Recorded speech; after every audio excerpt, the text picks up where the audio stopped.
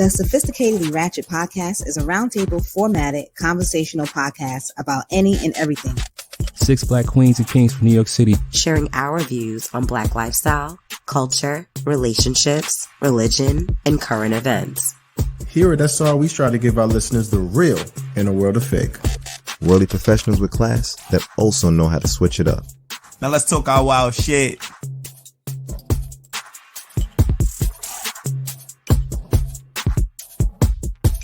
Oh, and as for me though, all right, I'm going to be the Finessa of fun facts, okay, and I'm the steed that a woman needs, okay. It is me, it is he, it is I. It's your boy Flash the Philosopher. A steed is a horse. Yeah, that was good. That was good. All right, and this is Sophisticatedly Ratchet, where we give you the real in a world of fake. What up, y'all? What up, y'all? What up? Right. Okay. Yes. Okay. Good job. How we starting? You're always good with that shit. Well, we starting this off with the current. Oh shit, yeah. Hold up. Oh, we gotta align all the energy in the motherfucking room and shit. Okay, we're gonna rain down. All right, from the heavens above by letting the chakras balance us. Okay, and we only need one person who's trained in the art of the gong. All right, gong fu. All right, get crazy. TJ. Align that spirit. It ain't for everybody. You know what I'm saying? It ain't for everybody. But I'm about to align anyone's chakras that's ready to get their chakras aligned. And I love banging it first and then or ringing the singing bowl. Y'all be saying gong. Okay, it's a singing bowl to align our chakras. And then you guys let me know where you feel it. I like when we do that. How y'all feel about that? I like the word gong anymore. We know it's a singing bowl. I got a nice. Okay, good. Yeah. All right, and I guys. love it. I feel like if I get it wrong, I'm gonna be judged harshly. No, not at all. Not at all. Okay. All right, guys. So deep breath in and out. And let's align.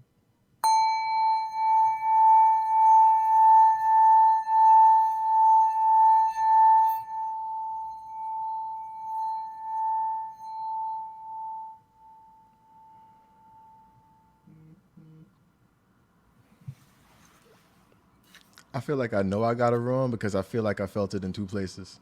Okay. Where'd you feel it?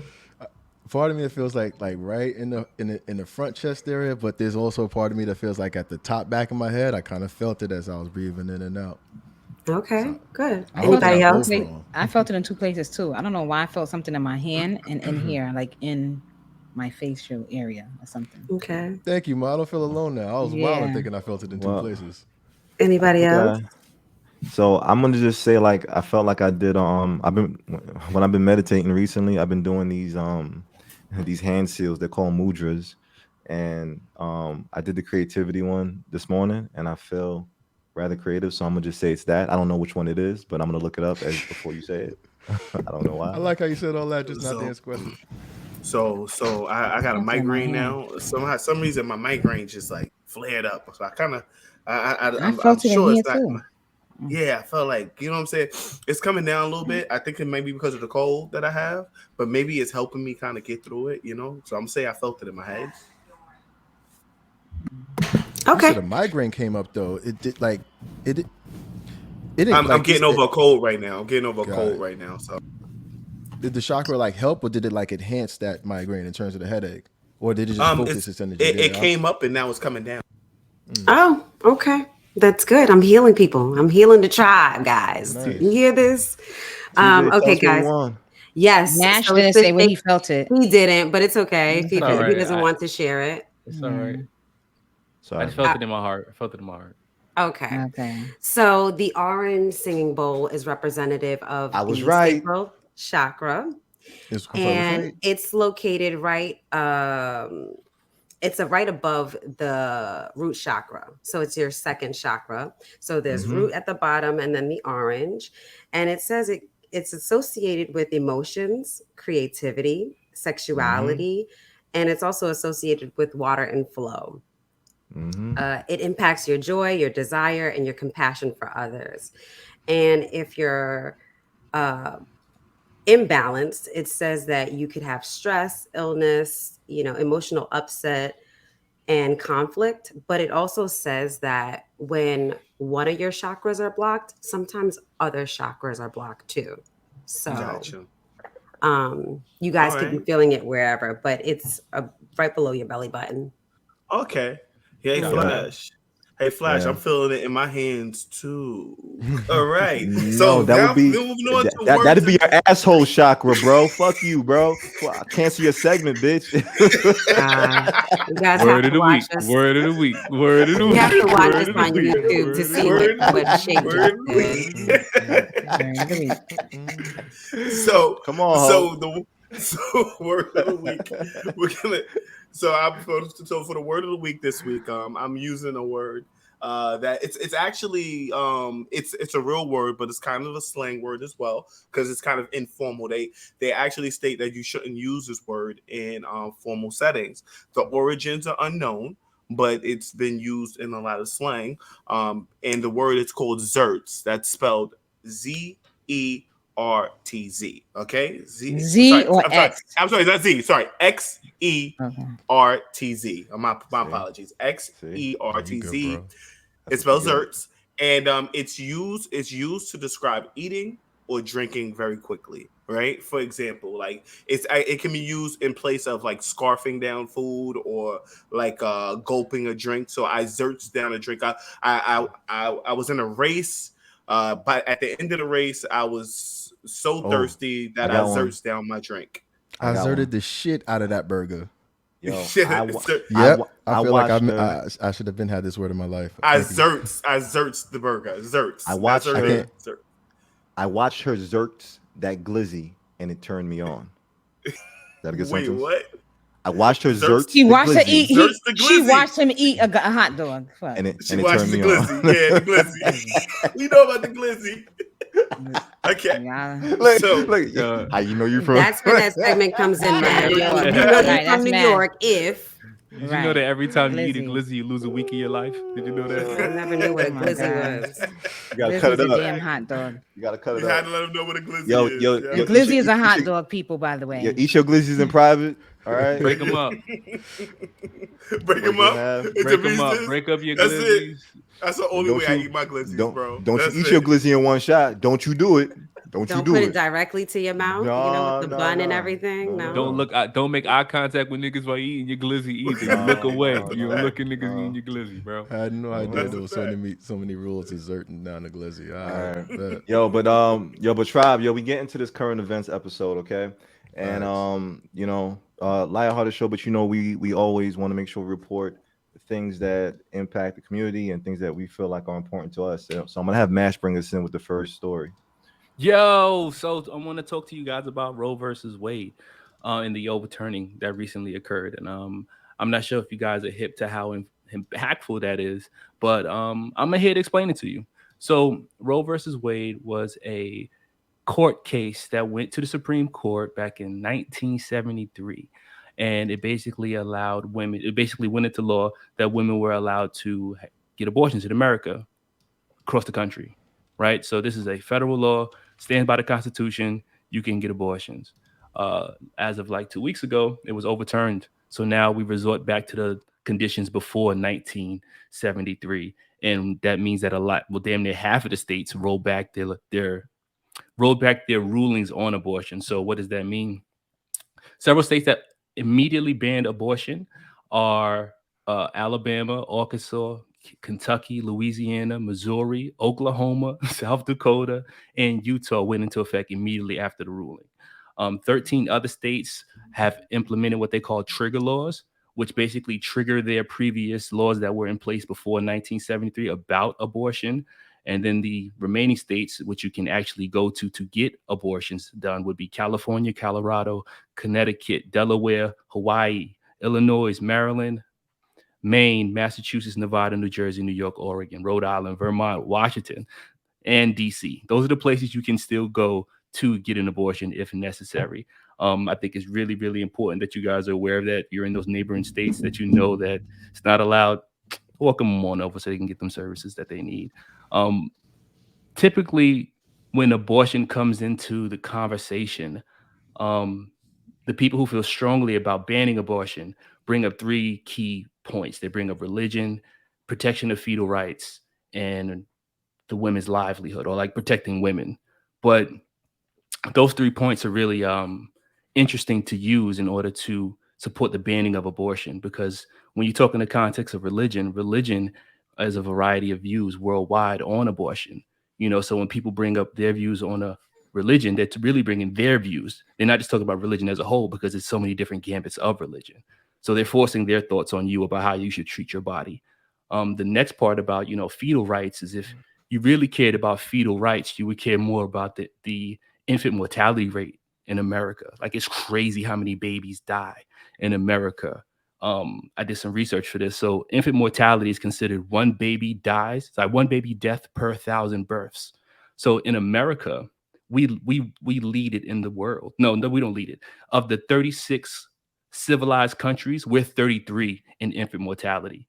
The average infant mortality rate is 3.6. We are like 5.8. So that's a big concern. If you're caring about the life of children, the children that are actually being born within a year of life are dying. And we're basically third in the worst in the world. That's ridiculous. The other item is the protection of women. And that's pretty ridiculous, because in 2020, the U.S. maternity mortality rate was 23.8 deaths per 1,000 births. That's ridiculous. We are the highest country in the world with women deaths, with 3 times our second competitor, which is France, at 8.7. It's crazy. And Black women are 3 times at higher risk of maternal mortality than white women. And that's due to systemic racism. Yeah, it's wild. That's due to systemic racism and other discriminatory factors that Black women face during childbirth, and they don't have to, and even after pregnancy. So abortion is actually a safer option than going to labor or going through the pregnancy.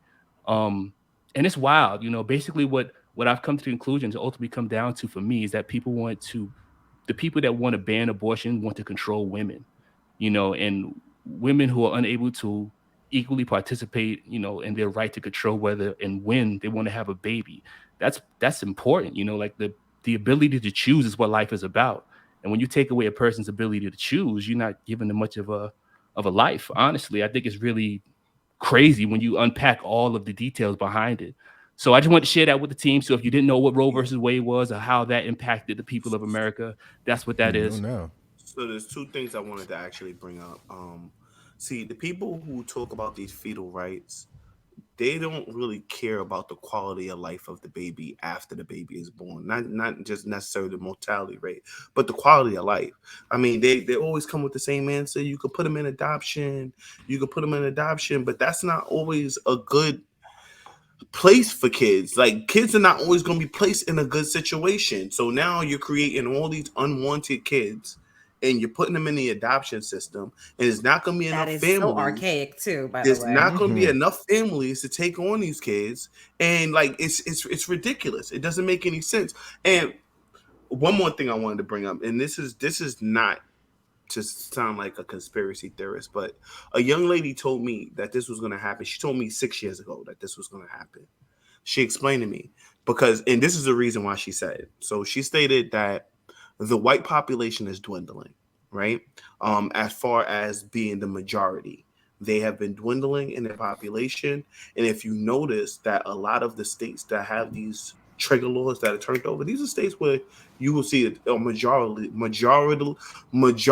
white. You know what I'm saying? Like these Iowas, these Arkansas, you know what I'm saying? Texas, shit like that. Place that there are a majority of white people at, they're trying to control the population as far as increasing the white population. Like I said, I don't want to sound like a conspiracy theorist, but it makes sense. Stop saying that about yourself, that's definitely bro. Opinion, King. You definitely stop saying that about yourself. You're not a conspiracy. You know what? So that's a potential no, fact, bro. but if that, you got things to support what you're sense. thinking, that's not conspiracy. Because if you look in the big cities where all the minorities are, like this, abortion laws are still in place. You got your Chicago, you got your California, you got your New York. All those areas, they have not been affected. But there's another side to that coin with Planned Parenthood and what their ulterior motive was for those people in those communities as well. But I hear what you're saying in terms of promoting the growth of white life. What were you saying, Mo? I'm sorry, you got cut off. Yeah, I feel so. I have something to say too. It's a very tricky situation for me because at a certain point, when a fetus is being developed, they do have a heartbeat, they do have those things. So that child is, technically alive, and I understand that piece. However, I'm looking at it for the perspective of the women who may possibly be raped, which I take very seriously, and for them not to have a choice, to have an abortion in a situation like that, for me, that's a problem. That is a real big problem. That is very traumatizing. So not only they have to carry this baby for 9 months, they have to look into this baby's face in a constant reminder of something that was bestowed upon them without them wanting it. Like that was they were physically, raped or something like that. And I think that's inappropriate. And I think it's not right. I think that female should be able to, that woman should be able to determine whether she wants to do that or not and terminate it, because that wasn't a discussion for her. That wasn't an option for her. You understand what I'm saying? That wasn't her choice, right? That wasn't her choice that she made. That she didn't have control over her body at that time. That was taken from her. So for me, for her not to have the choice in a situation like that is devastating. It really is, and I feel some type of way about that, honestly. If you think about a situation where a woman is like kind of raped at gunpoint, like in that situation, the gun may be considered to have more rights than the fetus because like she has no choice to have the child, versus, I don't know. It's like, it just puts women in a very bad position for a lot of things, but yeah. Right. Not only that, and I'm just going to add this piece, sometimes even if a woman doesn't want to, let's say she has a ectopic pregnancy or something like that, and that fetus has to come out, that can potentially kill that woman if it doesn't come out. So you're still putting us in danger. Yo, Mo, educate us. What's an ectopic pregnancy? Educate us. What that mean, Queen? That can mean when the if I'm not mistaken, the fetus gets stuck in your fallopian tube, so it's not able to pass through, and by it getting stuck, it can actually kill a female. Gotcha. It could kill women.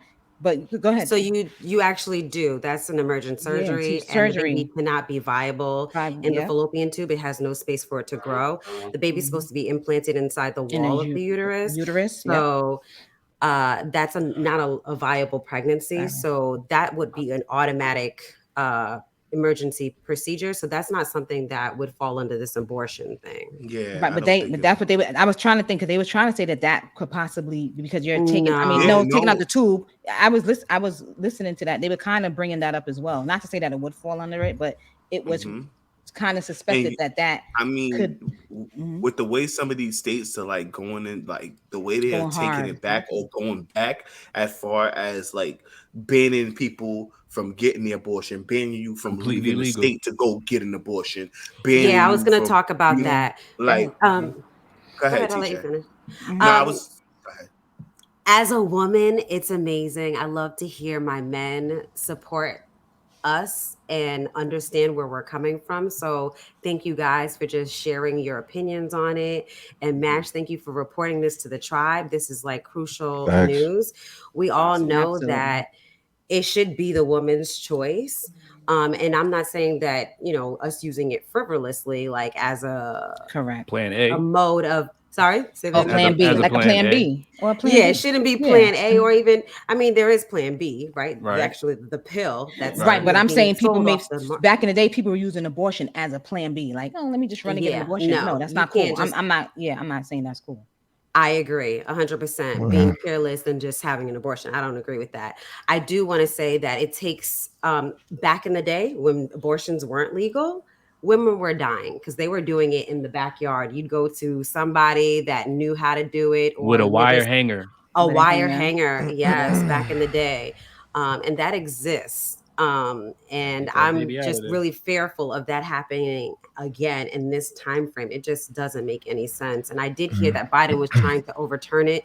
I can't wait to hear what comes of that. I did want to share something to the tribe that I found that was pretty cool. Some companies were actually saying if it's not legal in your state, we'll pay for it. And some of those companies are Accenture, Expedia, Estee Lauder, Chobani, Yahoo, The Body Shop, Bloomberg, Ralph Lauren, Sephora. The list goes on and on.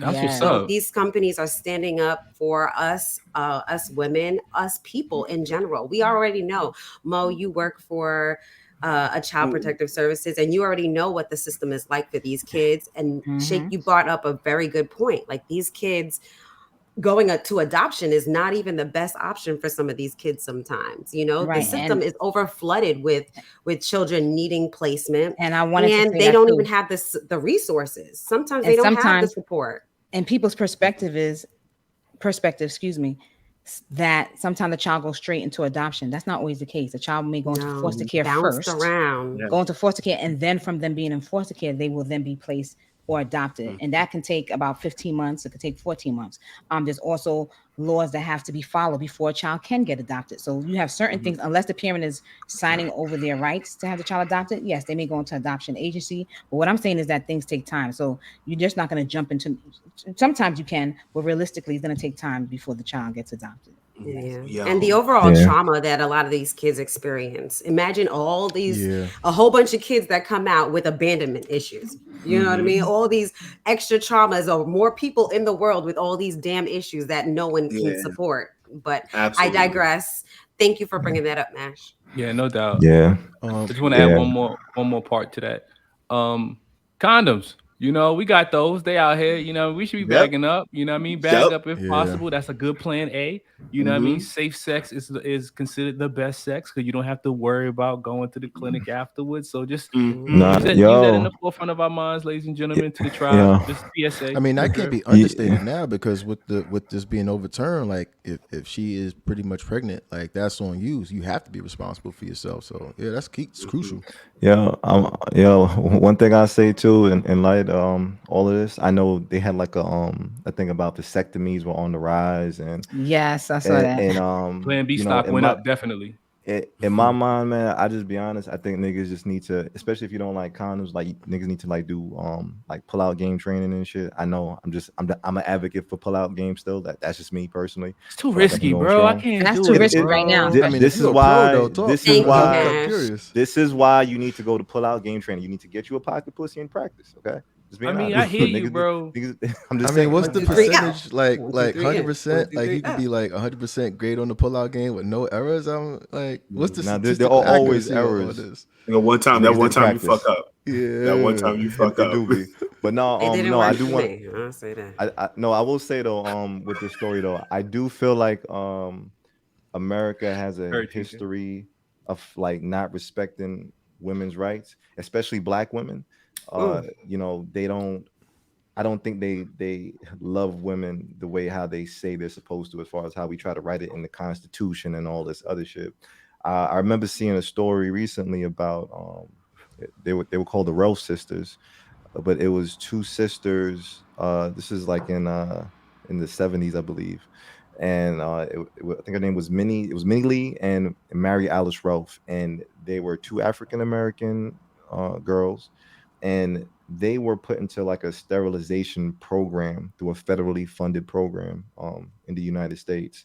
And it's wild because she was pretty much taken advantage, or they were taken advantage of by a system who went into like low income areas, and you know their mother couldn't even like read what was going on, and she thinking they about to get like a healthy procedure and stuff like that. But no, they kind of tricked her into signing these papers that say, hey, we're going to sterilize your children, just for the sake of doing this research and all this other shit. And once again, I just feel like America has a proven track record of why they don't respect women. And this is just something that, in my opinion, like adds to it, and I don't feel like men should technically have a big say in this, but I know we have a system where we do need to vote, and we do need to stand by whatever we believe in, especially with the politicians we put in office or whatnot.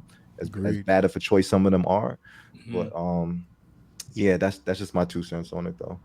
That's a whole nother conversation and changing the Supreme Court judges, but whatever. I digress. Let's go on. Yeah, I wanted to say that, like Flash, you right on the money, because obviously, like we think about the basis of the government. Remember, like Black people were counted as 3/5 of a person. So I've always thought about like just how it's been structured is always flawed. But in regard to Roe versus Wade, I wanted to I guess kind of think about how it, when I'm thinking about is how is this going to be enforced. I think about like a woman in a situation, who feels like this is her option and she's going to do it. This, in terms of whatever means necessary. Like how does that get enforced? Especially when you think about not even just a woman by herself, but maybe a couple or a family or something of that nature. It's like this is something. I understand that you obviously you can get arrested and go to jail, but it's like people. There are going to be situations where people are going to do this. This is why I'm just kind of curious as to like why even try to not even like why, but how do you enforce it when it's like there are going to be situations where people are going to kind of do whatever means necessary in terms of maybe seeking abortion. You know, that's just something I was thinking about. Like I don't understand how you can enforce something like that when. The way you can enforce it is you don't allow it in your state. So like if you live in a state where they don't allow that procedure to be taken, you can't get it done. If they find out that someone did that procedure for you, then they're held liable. You know, you get penalized for that because it's illegal. So it's just like if you commit any other crime and shit like that. It's the way you simplify, like you can say it in that way, and it sounds very simple, but that's the same as gun laws or weed, and it's like those are not allowed, but those are things people still kind of more or less do or have access to. So it's like with this more or less being overturned, it's like you're gonna have that in that same kind of avenue, and it's like why you were making profit in terms of abortion. I mean, to be honest with you, it's gonna be about the prosecutor, especially in that state. They're gonna prioritize whether these are things that they should I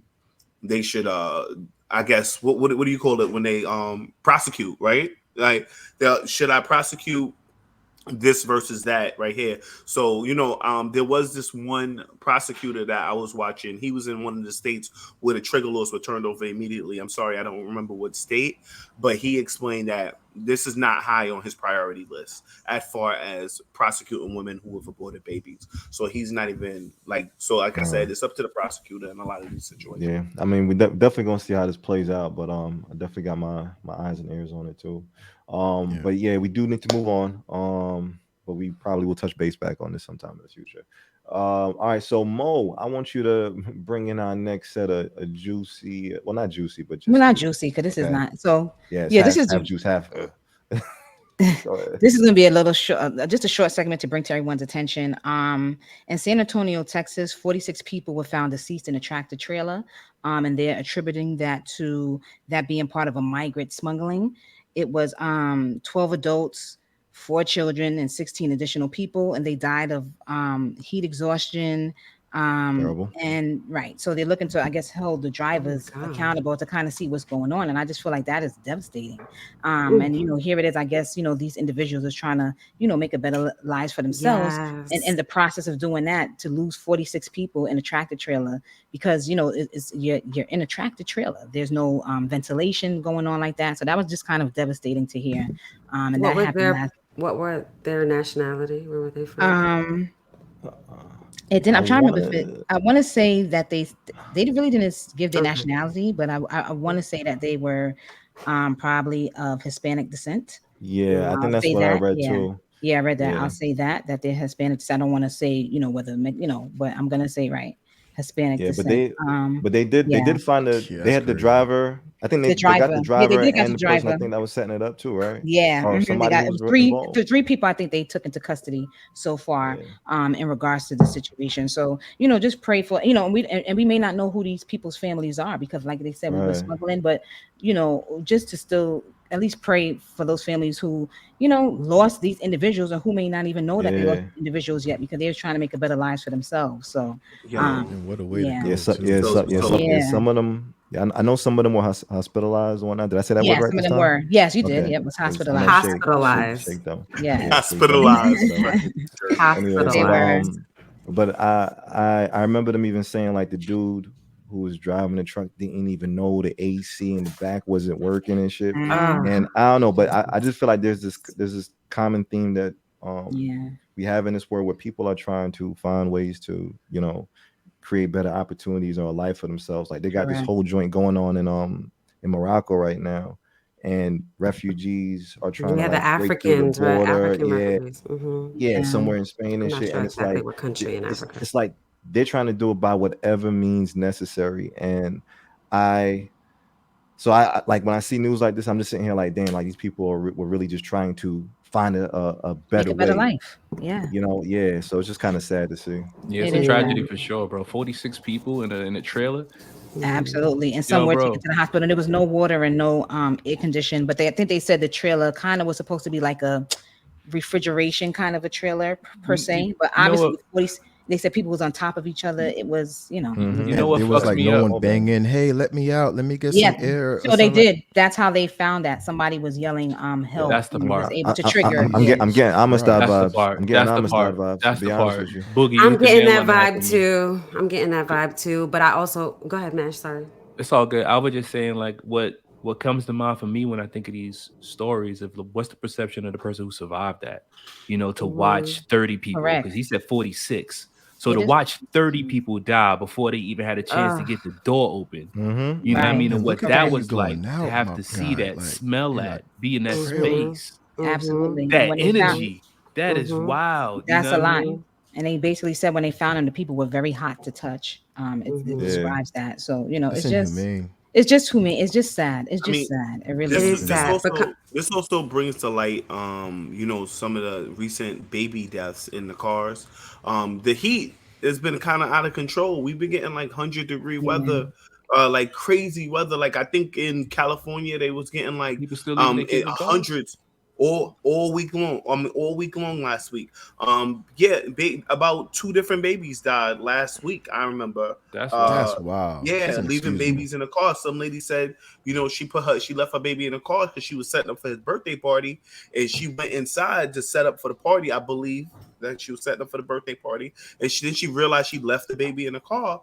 Ran back. How long? And I'm sorry. The baby was in the car for maybe an hour and a half. No way! Wow, that's crazy. Like that. That's crazy. Crazy like you that. Can't forget that. Can I say something? We really do have to kind of like, focus on that. Like that's what this story kind of brings into my head. Right. Go ahead, TJ.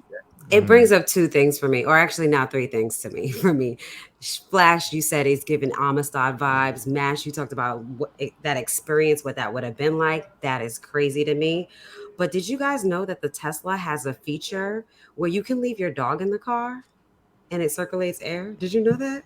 No, I didn't know that was a thing. The Tesla actually has a feature. Wow. And so like feature. Someone said, like someone had a video of their dog in the car, and it says, "Don't worry, I'm safe." Like the car is circulating. There's like a feature so that the car gives. I tell you one thing. Tesla better not make a baby feature. They better not. No. I agree. I think that's not safe. Even for the dog too. I'm a little sketchy about it. Just hearing it. But my last thing I want to say is I sympathize for these people because coming from an immigrant family, I know what it's like when you're from another country. You think that the U.S. is the land of milk and honey that's described in the Bible. Like, so everybody wants to come here and make a better life for themselves. And that's what really hits me. And I just feel bad for them because my family was an immigrant family coming from the U.S.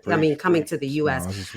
for, a better opportunity for the generations to come. So I digress. I don't have anything else to say. Wow. My mom. Go ahead, Flash. No, I was saying my mom once told me that she walked through like a hurricane with me, and I was sitting here like, I'm so proud of you. Like the stories I hear, like she had to go through just caring in a place that she didn't want to be and trying to find opportunity for her children and shit. I was sitting here like, damn, I appreciate you even more. just for even trying to set up your kids to have a certain type of life. Yeah. Yeah, but my fault. Go ahead though, Boogie, so we can get off real quick. Yeah, no worries. To be honest, I don't want to be dismissive and say that we just kind of lack, like there's just a lack of common sense, I guess. But I'm just thinking about how less aware that we are. Like even TJ bringing up the fact that Tesla got to have a feature to circulate air in the car for the dog. It's like, human beings should be aware that, you got a dog in the car, you got a baby in the car, things of that nature. It's like, and I feel like we losing that awareness. Leave your baby in the car for an hour and a half is wild to me. I'd say inhumane as far as I'm concerned, but it's like, I don't know, like people not even thinking about that. And it's like, I don't know. I feel like shit. Like welcome to America, bro. Welcome to America, bro. The reason why we know about this is it's wild, but I can understand. You know what I'm saying? Yeah. Sometimes people are forgetful. Like they don't think, then they don't even remember that they're traveling with their kid with them. You know what I mean? Yeah, and that's what usually happens. That happened to a father. He was doing his routine. He was driving the baby to. He actually left the baby in the car while he was going to work and came back and the baby was there. Like he dropped off 2 of the kids at daycare and the other one fell asleep in the car. So in his mind, he's just driving to work. Damn. I don't know if y'all remember, but they used to try and like tell people stop leaving your baby on top of cars. You know what I'm saying? On top of cars. They used to put baby on top and of the baby cars. when you have them in the car seat. And you drive off, baby on top of the car. I'm so glad like that has stopped, or I haven't seen that in a very long time. I've only seen that shit on like commercials and shit. Like the baby may get asked like, "Oh, you in a rush? Leave the baby on the car." Because people used to do that shit. That's wild. That's wild. I don't even know what to say about something like that. Imagine like you see in a car driving and you baby on top of that. Good. My heart would drop. But bro, I mean, people are forgetful. That's. I'm not saying this is right, but I don't think that was their intention. But I think about responsibilities and accountabilities. You could forget leaving your cell phone in the car. That shit heat up and the battery get fucked up. But damn, forgetting your baby. I feel like there's certain things you maybe you can't say that. You can't say that. You just don't know. No, but I'm glad. Not dismissing the fact that people do forget things. Right. That is, that human error is possible. But it's like that type of human error is fair. But we gotta move massive. on. Mo, we gotta move on. Yes. Go ahead. Mo, you got a second part to your story? Or I was gonna come back. No, we're gonna jump into okay. So let me bring it to this asshole. So dickhead, a friend of mine. Unfortunately, I go back after Boogie. Do your little bullshit segment so we can move on. Yo, nice. You know what? Earlier, I forgot to tell you guys that if you're listening on YouTube, I'm gonna need you guys to smash that like button. All right, and make sure you guys subscribe to our page. With all your fingers. All your fingers. That's a fact. Right. Make sure you smash it and subscribe to the Sophisticatedly Ratchet YouTube page. And then we're also on Instagram, and we are TJ got all that information, but TJ you doing great, bro. You doing great, girl. Keep going, bro. Keep going. Put on your TJ voice. No, come on. Go ahead. Never mind. I put the shit on there for you. Go ahead. At So Ratchet Podcast. Make sure you follow us on Instagram at So Ratchet Podcast. And our Twitter is So Ratchet Pod. There you go. Good job. Our TikTok is So Ratchet Podcast. All right. And what's our YouTube? Our YouTube is So Ratchet Podcast. All right. Yeah. So Ratchet, right? one word. Correct. So Ratchet, one word, and podcast is a separate word. All right. And the guru herself done taught you how to be. Good job, Shake. So wherever you're listening to us, hit the favorite button. Follow us if you're on IG. Hit the little bell so you get the notifications if you're on YouTube. Leave a review. All right. Subscribe. Yes. All right. So I'm talking about people who are in prison. Apparently, there are a bunch of people who have gone to prison over these last few weeks. All right. One of them being what's her name? Ghislaine. That's how you pronounce it? Ghislaine Maxwell. So Ghislaine Maxwell was sentenced to 20 years. For those of you who don't know who she is the one who conspired with Jeffrey Epstein to sexually abuse minors. And they sentenced her to 20 years because apparently, she would help Jeffrey Epstein procure the girls, right? And then, moving on to the next subject, she's in jail 20 years, all right? And then moving on to the next person, R. Kelly. This is what I was leading to, okay? R. freaking Kells, right? So R. Kells, the disgraced superstar, Wednesday that just passed, he was sentenced to 30 years in prison after being convicted on 9 counts of high-profile sex trafficking. Several of R. Kelly's victims, they addressed him in the court. All right. One of the young ladies who addressed R. Kelly in the court, she actually stated that R. Kelly made him give her head in his car after he finished playing basketball while all of his friends were in the car. Okay, she stated that you degraded me, humiliated me, and broke my spirit. That was the second person who actually who testified against him.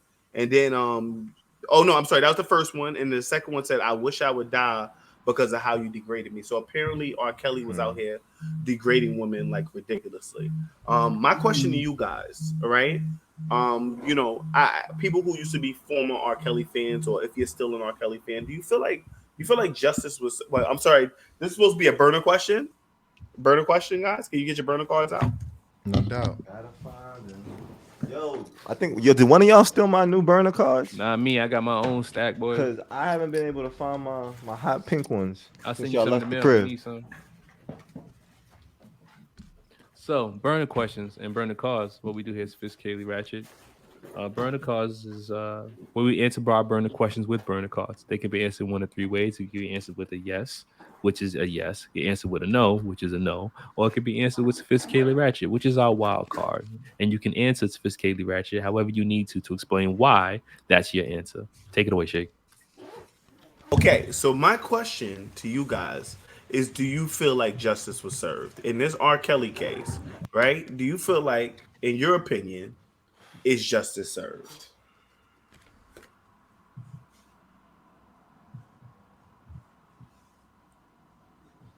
Mo, DJ, y'all want to pick one? I feel like y'all was so close. Damn, there we go. Bam, boom. Everybody says Sophisticatedly Ratchet except for Boogie, and Boogie says yes. All right. Mo, she confused. She got a 50-50 split. She wanted I'm to confused. I'm 50-50 split first. Okay. Let's hear from you. Why are you so confused? I'm conflicted in a sense because if you listen to the background story, and I'm not judging any of these people, y'all brought y'all children to the man. The parents, some of them knew that he was in the music industry, wanted their child to be in the limelight. It's so from that perspective, it's like, did you know what I mean? And after that, you saw something, you still allowed your child to be alone with this person, so that's why I'm struggling. My yes is yes. If these children were underage and you sexually assaulted them knowing their age, inappropriate. So yes, you got what you deserved. I'm sorry. And I'm separating the man from the I'm separating the man from the music as a man in your right conscious mind, as a grown man, knowing that this child was 15 and you were 30 or 27 or 8 or 9, knowing that information, and you still did what you did. You knew what you was doing. Period. Go ahead. Well, Bug, go ahead. You say yes, Bug. Why you say yes? Yeah, respectfully, I'm kind of leaning towards Mo's side in terms of the fact that, don't get me wrong, Mo's 100% correct in terms of parents being complicit. And in terms of purposely like bring them there, but I also just think about there's so many allegations now of just his actions, and it's like he has to take accountability. There's just too many names. R.I.P. Aaliyah. We don't talk about that, but there's just been evidence of that type of activity for a while, longer than we care to admit. So I feel like justice has been served because there's just so many people coming out with these stories, and it's like this is his actions that caused it, and I feel like nothing else. There's no one else on trial with him. It's just him. It's always just been him. So, yeah. Okay. I said Sophisticatedly Ratchet. Who else said? TJ, you said it. TJ, why you said Sophisticatedly Ratchet? Yeah, I said Sophisticatedly Ratchet because I don't really. This is me being not from this world, right? I just don't feel like jail is the best form of therapy for him, and not to say, or it's what did you say? Is it justice? Mm-hmm. I do feel like justice was served. Yeah, I don't feel like justice was served specifically, but I do feel like he needs help. He needs to go to some therapy to get help. And I think, he needs to be put away for a little bit. But I also think that everybody that supported him doing that shit, all his friends in the car that allowed that shit and didn't say shit, all the people that were helping him do all these acts should be just as liable. And unfortunately, when you have money and you have fame, you have a lot of yes men around you. And so that really sucks to these women. They were underage. Where were the parents? What were they thinking? Sometimes you can't really judge because you just don't know, like the context of what they've been going through or whatever. But also, he also was a master manipulator and gaslighting these people. You know what I mean? He had a lot of practice. And he had a lot of practice because there's a whole bunch of girls, coming forward. And then I also know what it was like as a girl myself. Age ain't nothing but a number. Let me tell you, I remember when I was even the songs itself creepy as fuck, bro. Creepy as fuck. But it just sounds. I'll just be honest. Like I already knew some women that were like, "Yo, if R. Kelly came over here, I'm fucking him tonight." You know what I'm saying? Like I know girls ready to throw the panties off for him, and I just know that he was only targeting certain type of women. It's just like, why? You had everybody else at your beck and call. And like what he liked. He liked what it was the manipulation that he liked, you know. He didn't like he could never date a woman like myself that's gonna be like, hail to the me neither. Me neither. And I feel like that's his accountability. Like he could have easily said no to any of these situations, and this trial would cease to exist, and his legacy would remain intact. He chose to kind of go down this path, and TJ's 100% correct. He knew what he was doing. And he got away with it from the P video. How we all knew that was R. Kelly. That was like not for nothing in the black community culture. We knew what it was. Just like we know OJ did that shit, but we ain't talking about it. You know what I'm saying? We all knew that R. Kelly peed on a bitch. You know, we all knew that it was him. We was. I try to give him the benefit of the doubt. And we all knew she was underage. We all knew. Yeah, you can talk about her body. And it went under the rug until now. So he had more than enough time to fix his behavior, and he did after that too. Like keeping right. women in it got worse in terms of like servitude and all that. It's like he never had a cutoff point, and it's like, damn, dude, you had so many opportunities to just the whole situation is just I'm gonna say this two piece and I'm done. The whole situation is crazy. Like he's very talented, but then if you also are a human person, you put yourself in his shoes. As a child, himself being molested and things that he went through, to know that he overcame those things, then to become this big star, even through what he's been through, you know, you commend him for that piece. However, to then do the same thing that was done to you, it's like you knew what that felt like, right? You knew what that felt like for you as a kid, and then to do it and manipulate it. And so I feel like part of that is because the trauma, you never dealt with that piece, number one. So then, you know, so you don't know any better, obviously, because you never dealt with it. You never dealt with that kind of trauma, and then you kind of bestowed the same behavior onto people because you didn't know any better, but you did know better. You get what I'm saying? So you see, I get what you're saying, Mo. I definitely said sophisticatedly ratchet. I don't know how you serve justice for like a broken like person or you know or what somebody goes through and they can't come back from that. I don't know what justice looks like for that. But when I look at like the R. Kelly shit, in my mind, I'm just thinking like nobody's just born a monster. Like certain people, they go through this trauma shit. They build up themselves in certain environment, and then yes, a lot of it is the people you have around you who propagate like, we're gonna do this, we're gonna do that, because it ain't just R. Kelly. As much as the whole shit might be on him, there's a whole, I think, system behind that, even with the people who knew what the fuck he was doing, or even as y'all like TJ was saying, the parents who sit there and turn the blind eye. It's just that he's the fall guy for a whole set of situations, and rightfully so. But at the same time, like I said, is it justice for me? I don't know, because justice would be like having to look at what makes that system thrive and really like breaking it apart. So like the people that's still involved with Kelly, they obviously wasn't on trial, so they could kind of be free of bar to kind of more or less repeat that with another person, for lack of a better term. So now I feel you in terms of like the whole circle wasn't really touched. It was just Kelly. I feel like in terms of my answer was sophisticatedly ratchet. Do I feel justice was served? I'm gonna say no, because I can't listen to R. Kelly in public still. Like, he's still a ban on this nigga, even though he's still in jail. I can't listen to him without persecution, and everyone still feels a way, and I don't feel like that's just. Like, I don't feel like that's just. Okay, I hear what you're saying. You know, now. like, okay. Let to someone, man. You know, like the part about, all right, he in jail now. He's in jail. Can I step in the name of love now without y'all feeling away? Right. Like, cause I like that song, and I got memories tied to that song. He in jail. Right. He's suffering for his shit now. Do I gotta still suffer? Like, can I listen to the nigga now? Like, you know, like that's my thing is justice. So I say sophisticatedly ratchet, because he in jail. And Mo said that. She said you gotta separate the man from the music. Yeah, it's two different. We can't. I get it. It's his music. He's an entertainer. Separate that, and maybe I feel like it's gonna take time. It is gonna take time, though. It is. Yeah. I can imagine 10 years from now. How long? Yeah, classics. How long is it gonna take, man? I ain't gonna hold you. R.I.P. Which one, Mo? His music will be that TP2 album hit it hard from the back, roll around on the front. Yeah. That album was everything. But TP 2000. That TP2 was everything. They're gonna play "Step in the Name of Love" on my wedding night. I ain't gonna lie, I might step. I might step. You gotta talk to your lady. There's gonna be some people probably standing to the side respectfully. They're gonna be like, let's sit this one out. You gotta talk to the DJ. Get the temperature of the room. How y'all feel about this? All right. Just play the intro. Yo, I feel like we got to put a feature with them, like maybe Mary J. Blige. For me, I thought.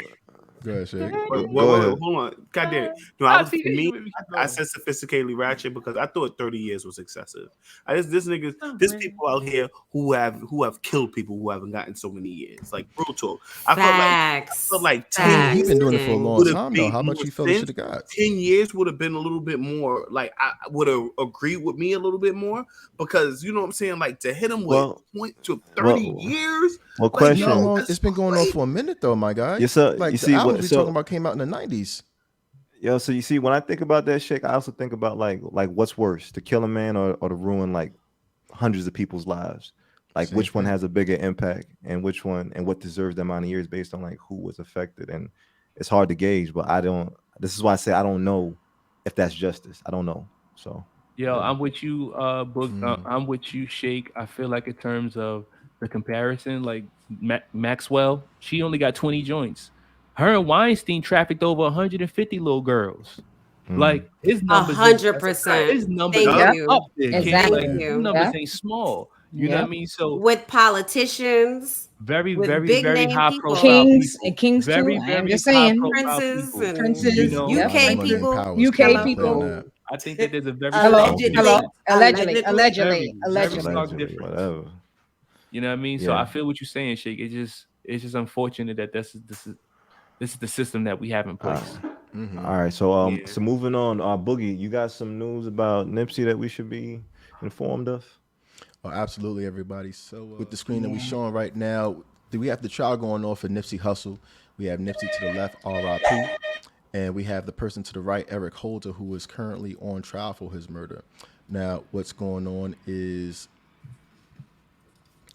he's obviously just talking about the trial itself. This man is allegedly accused of murdering Nipsey Hustle, and it was initially stated, during the trial that he did it because he thought that he was snitching. That's what he allegedly said, that Nipsey said to him, that he was snitching.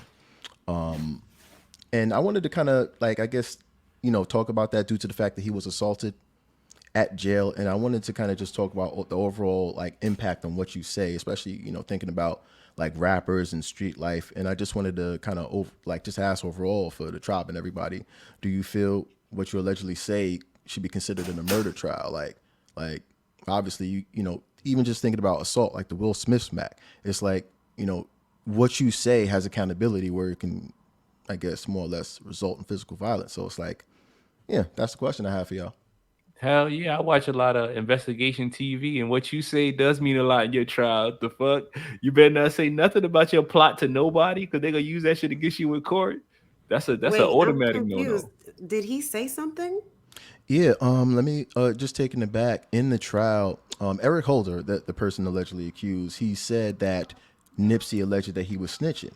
And obviously, I'm a civilian, so I wouldn't understand the brevity of that. But in terms of gang life, I understand that label is heavy. Like, you don't want to be labeled that. So that's what led to it in terms of him gunning down Nipsey. I 100% don't agree that is something that should be, you shouldn't murder a man because of something like that. But I'm also speaking the fact that I don't really understand the gang life like that. So that's why I was kind of curious on, if that should be a factor. Say the question again. What's the question? Do you feel that what you allegedly say should be considered in a murder trial? Something that degree, you a snitch, and then it's it turns into gun violence. Is that something that should be considered? Especially thinking about the position that these guys are in. Just had me thinking, you can get tweeted and canceled and possibly arrested. So it's dang. I mean, in my opinion, if the fact that Nipsey said to him, "Oh, you a snitch," I would bring that up as a defense person, as I'm as far as Nipsey's counsel. Yeah, I'm gonna bring that up because I'm gonna say, even if he said that, that's reason for you to kill somebody. So the fuck what? people get called things every day. That give you the right to kill the man because he called you a snitch. So the fuck what? Agreed. And I think about. Now go ahead, TJ. I was hearing. I don't know if this has something to do with this. This has nothing to do with the murder trial, but I do know that I think Young Dolph and one of the other rappers, they're being penalized for some of their rap lyrics. So, do I feel like rap lyrics should be used in a murder trial? Absolutely not. Or in trial. Period. I don't think rap lyrics should, but if he said that he killed him and he said the reason why he killed him, yeah, that should be used in the murder trial. That makes sense, right? Like he's admitting why he killed the nigga. Like, yeah, I don't know about a case where a rapper actually told on himself, like in his bars. Yeah, this is he told on himself right here. Thank you, man. But if somebody tells on themselves in their bars, I mean, you pretty much should be used. That's him just agreeing that I committed the murder, and this is the reason why I did.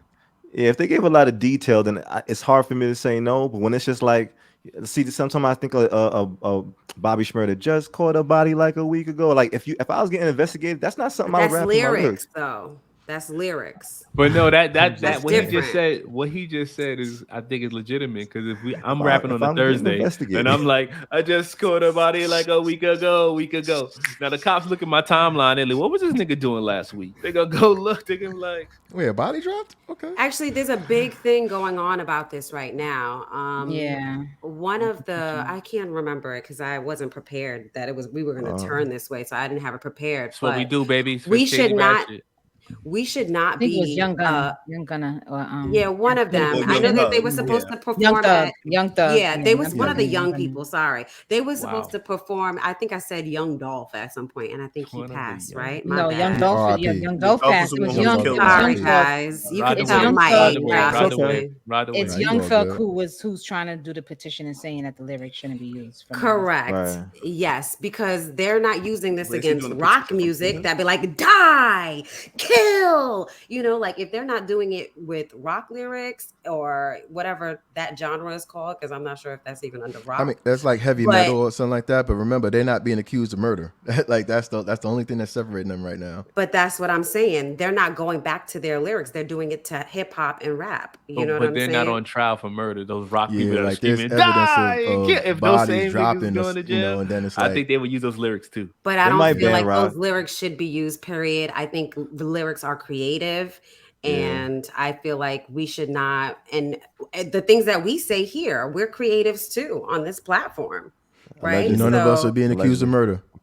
Yeah, but or anything, because a lot of I digress. I'm gonna just leave it there. No, what you're saying is accurate, TJ. Like I feel you in terms of like obviously things should not be taken out of context in every sense of the word. But I also think about like freedom of speech does come with accountability, responsibility, especially the more high profile you get. So I think about I mean, if we're talking about specifically the Nipsey Hustle trial, I don't agree that like him saying, someone saying that you a snitch is reason for you to get murdered. That's my stance on it. But I do at the same time also understand that, what you say, I don't know, you got to be more accountable for it, because it's like you can literally die over just shit being said. Like, there's so much murders going on, and this is just one of them. We talked about Young Thug and just what's going on with that, and it's like, yeah, the reason why I brought this question up, because I'm just thinking about how important it is to just watch what you say. Like overall. But do you really think that's the reason, or you think that's just what he said? When he's reading that article, for me to imagine a man being so enraged at being called a snitch that they would pull out a gun and shoot, like that's wild to me. I can't imagine that. That's why I'm trying to think about like how heavy is that title? Shit. For you to kind of get enraged, like obviously, maybe that's an insult to his character, some shit like that. I could understand that, but damn, that insulted. Yeah, bro. People break their fucking consoles when they lose Call of Duty matches, and that's why it's making me think about that so much more. Like what you say has consequences, and it's like violent reactions are more common than we realize. Crimes of passion are real things, though, bro. Like crimes of passion take up a big chunk of like some of the murders that you hear about. Like people get mad, they kill. Like, and it usually be the ones closest to you that get you. But that's another slippery slope we don't need to go down. I digress. So regardless. Yeah, absolutely. Yeah. So Mo, we're going back to you. Going back to me. All right, circling back. I'm gonna keep this short and sweet because we do have a live coming up, by the way, guys, on Wednesday. This Wednesday, we will be live on YouTube, and I will go into complete fuller detail about the topic that I'm going to discuss. But right now, let's talk about the verses. We're talking about the verses, which was Omarion versus Mario. And actually, this was the first verses which had a pre-show. The pre-show was the pre-show I don't know if you can call was that. This looked like an episode from Martin. Well, the pre-show was Ray J and Bobby Valentino versus Sammy and Pleasure P. Everybody has their opinion. I feel that Sammy and Pleasure P won against Ray J and Bobby Valentino. It was hilarious. It was really hilarious. They were up there like an old school boy band. Some people sounded better than others. Sammy was singing. Pleasure P could sing. Ray J's One Wish. Ray J obviously can babysit. I wish you didn't sing. I wish you would have put your baby down because you was holding your child on stage. You're singing a song. Your voice cracked. You sounded, a mess. It was a lot. It was a lot, and it was hilarious. It was trending. We can hear him singing One Wish. Mash, you have. I got you, boo. I got that. Like I got you, boo. It just wasn't Ray J. It wasn't giving. And my thing is, Ray J, you knew you had to come out to your sister's brandy, so you knew you should have been drinking your tea, had your vocals right. Your sister's. Do we have a clip from this shit? Yeah, do we have a clip? Right Mash just pulling it up right now. We're gonna put up the script. Yeah. I just want to say.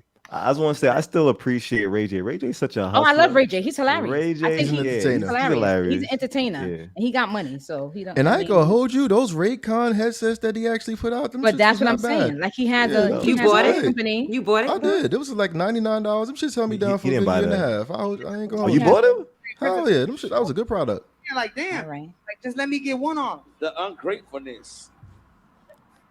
Why the people that you hold on, we can't see it. And that was Ray J's One Wish. All y'all been talking about is One Wish. One Wish, One Wish, one. All through the promo, everything. Y'all can't get enough of One Wish. Let Ray J get his song. Yeah, damn. All y'all niggas just mad because y'all don't own y'all hits. That's what I said. I own all my shit. Ray J, that's what I said. I own all my shit. Okay. What is wrong with him holding his son? One wish, one wish, one wish. Oh my Lord. Yo, he looks so angry. He looks. He's trying to sing his song, man. Please go back again, man. I think here he go. Can I talk to you for a minute? I sound better than you on your shit. Hey. Wow. Hey. They said that. Go ahead, pull it out. You know what I'm saying? Go ahead and pull it out. How you get something like that at your own? I'm really shocked. I'm impressed, dog. One wish, one. That has Sammy. You can't come back to your home doing my that. song, singing the Then he song. put the baby on. Singing the harmonies. I start again, acapella to try to serenade Princess. Here y'all go. One wish again. Like damn. Like just let me get one on. The ungratefulness. Why the people that you try to help be so ungrateful? Please check it out. The main attraction was Omarion versus Mario. We know that Omarion is an entertainer as far as dancing. What we found out is that the nigga don't sound like how he sound on the tracks. I mean, he don't sound like how he sound on the tracks. That's what we came to know, that Omarion, y'all, cannot sing. And that was brought to us on the verses. I would like to say that Mario demolished him in the vocals. Absolutely annihilated him when it came to singing. I love Omarion as far as dancing and being the entertainer. As far as them vocals, Mario annihilated him. I mean, it was damn near sweet. It was a Mario concert for sure. It was a Mario concert. It was a worse than Ray J. And the highlight is you can't say Omarion without Mario. Okay, so Mario sounded top notch. Sang his ass. I mean, that brother could always sing. Oh, that's a whole bar. That's a whole bar. You can't say Mario with a Mario. I didn't even realize Mario was in Omarion. Mario. Yeah, you can't say Mario without Omarion, and that's what you need to put out an album ASAP. Jeremiah came out there. Mario tried to warn him too, was like, "Bro, don't do it." Jeremiah came out there and sounded trash. Sounded a mess. I think people are minimizing. Birthday sex.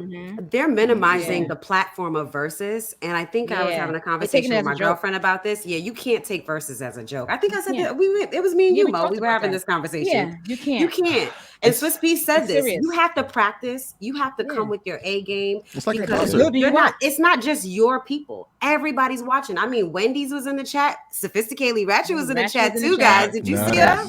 Yeah.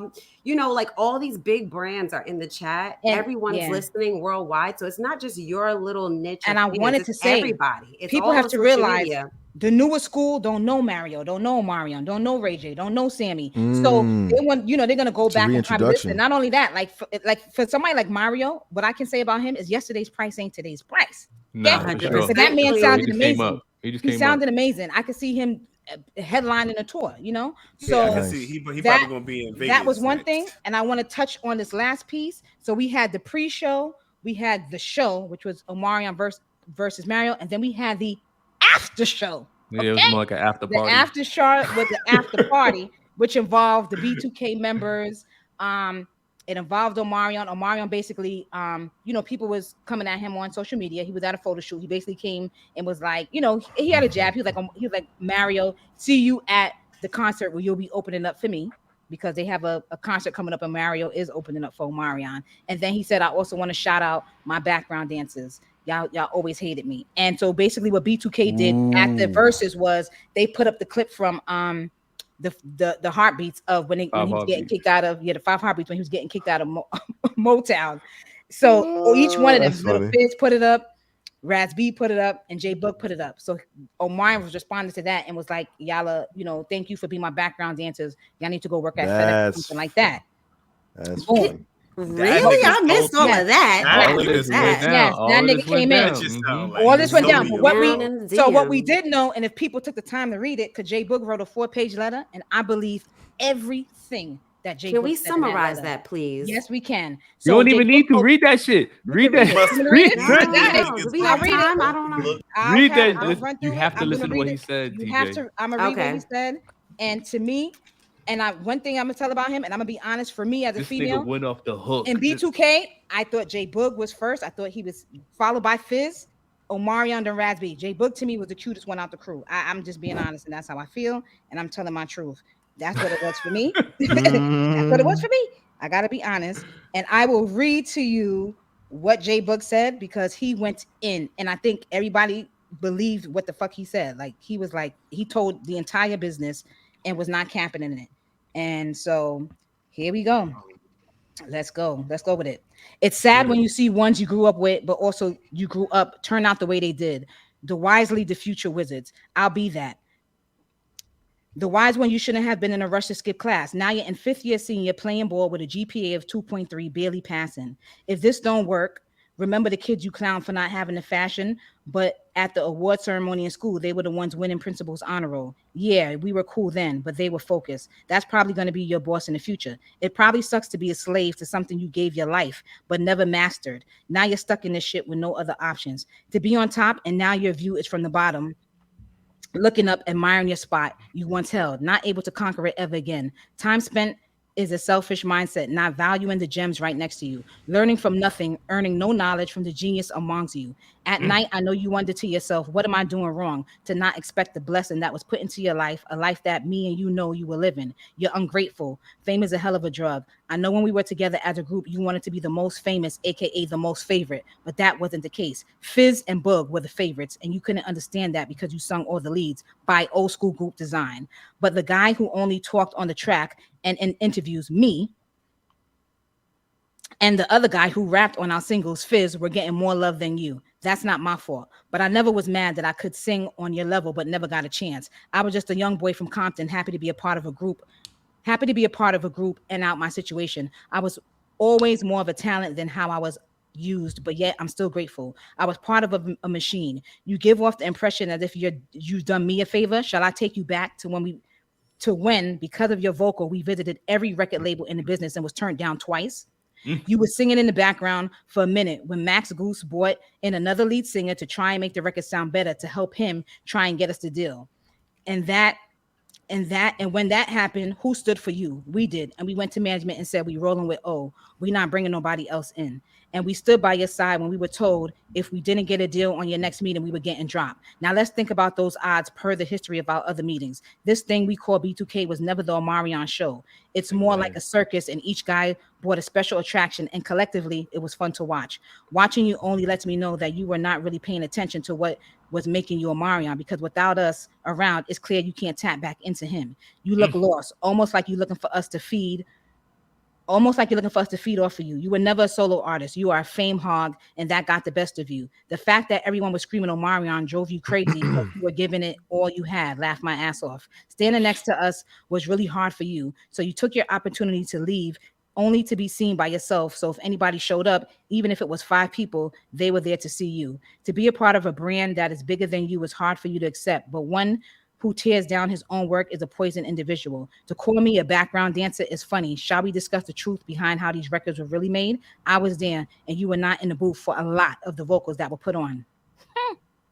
That's a lot. Your lead vocal, from your lead vocal, Not Fully Being You. Listen to that first album. You'll hear Steve Russell in and out of those leads and the hooks the first album until I took over on the second album. Me landing a lead on our second single, Fucked With You, because our first #1 bump, I sang the hook on it, and it brought attention to the label that the group was able to evolve. And Troy Taylor made the call and put me on the verse of Girlfriend after I already sung the hook earlier that day. It was written all over your face because me and Fizz talked about it that day at the session. I was already more loved in the group by the fans, and now I had a lead. You knew it was a wrap for you. It didn't help that Fizz was most popular and the label had already gave him a solo deal before you ever had a conversation with them about one. Tell the truth. When you try and lie to the people, the lack of their knowledge on the situation. Shall we talk about why you broke the group up originally? You were looking for a way out before anything ever happened. And because a chick you liked that didn't like you got smashed, you went and did the ultimate snake shit. You took a bonding conversation amongst us boys that normally brought us closer and took the information and ratted us out. We always thought those conversations were confidential, just between us, but you know what you were doing. We had rules. Because we have rules. The money was not worth it. Come on, Boogie, just do it. Let's do it for our kids. Let's get this money. Yeah, nigga, that was you. Laugh out loud. And as soon as the fire was backlit, you threw us off the ship and took off with the boat again. Funny thing is, every time you took off with the boat, you got jacked for it. Chris Brown took your career, and Bow Wow just took your tour. Shake my fucking head. That's what happens when you try to use people as a launch pad. It's level to this shit. Oh, I'm here to break it down for you. So all the shit that happened to you probably makes sense to the world now on why it happened. You throw stones and hide your hands. I saw your whack ass show in the Millennium Tour too, kicking down our chairs. You didn't do that. You didn't do that that night. But you were doing, we had rules, no messing around on the road with a bunch of girls. We confided in you with mistakes we made and went home and told us getting us kicked out of the house and breaking the group up.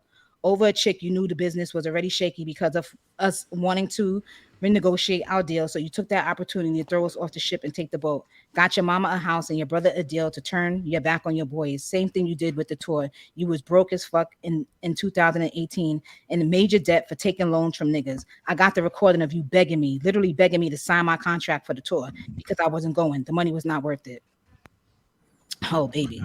He went in. Mo, he gonna do a chapter 2 of this book. Fuck, yo, Mo, I want to thank you for reading this nigga dissertation. I told you. Xertz to drink for that too, Mo. If you got one, I appreciate you, Mo. Thank you for that. And it's one more page, but I'll save that. No. Save that. All I'm gonna say is, talent is God given. Be humble. Fame is man given. Be grateful. And conceit is self given. Be careful. Got that shit tatted on my chest, and that is what I live by. All right, so just moving on to the last segment real quick. Boogie, can you just tell us what's going down with Mr. Love? Sure can. So P. Diddy has accepted a Lifetime Achievement Award at the BET Awards in 2022.